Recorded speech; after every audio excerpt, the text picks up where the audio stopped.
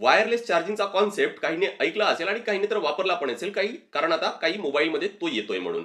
पण remote charging म्हणजेच एका ठिकाणून चार्ज करतोय आणि काही अंतरावर जर वस्तू ठेवलेली आहे ना, तर ती चार्ज होत आहे.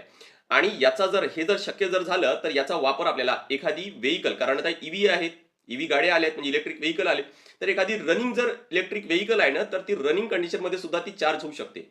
एखादी जर ड्रोन उडतोय, तर तो उडताना सुद्धा चार्ज होऊ शकतो. एखादा सॅटेलाइट जो पृथ्वीभोवती फिरतोय ना, त्याची सुद्धा बॅटरी आपल्याला चार्ज करता येईल का? कारण ते आता रिमोटली चार्ज होऊ शकतं. आणि हे शक्य झालेलं आहे.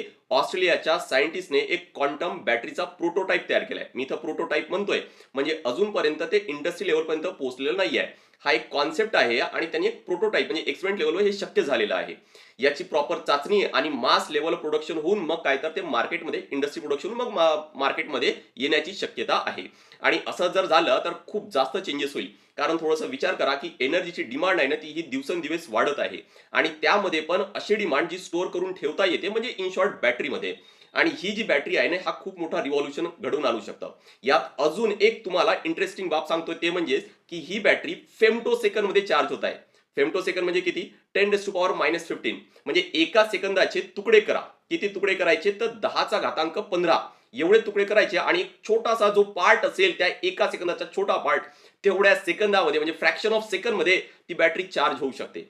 आता सध्या प्रॉब्लेम काय आहे? ही बॅटरी लगेच चार्ज होते आणि लगेच डिस्चार्ज होत आहे. फक्त थोडंसं अजून स्टडी जर झालं, थोडं अजून जर रिसर्च जर झालं, तर हे प्रॅक्टिकल लेवलपर्यंत नक्की पोहोचू शकते.